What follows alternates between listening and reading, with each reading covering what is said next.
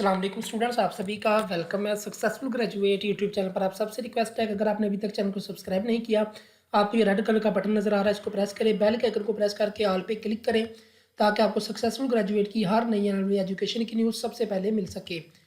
तो इस वीडियो के अंदर आपके साथ एक बहुत ही इंपॉर्टेंट न्यूज़ शेयर करता चलूँ। ADA/ADS सालाना इम्तिहान 2021 बाउद्दीन ज़करिया यूनिवर्सिटी BZU मुल्तान इंशाल्लाह एग्ज़ाम स्टार्ट कर रही है। ADA और ADS सालाना इम्तिहान 2021 के जो है वो 15 दिसंबर 2021 से, ठीक है।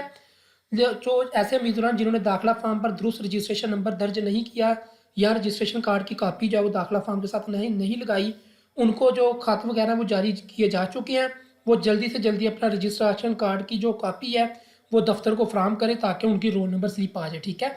इंशाल्लाह 15 दिसंबर 2021 से आपके पेपर शुरू हो रहे हैं BZU मुल्तान के BA BSc ADP ADS ADA के, ठीक है।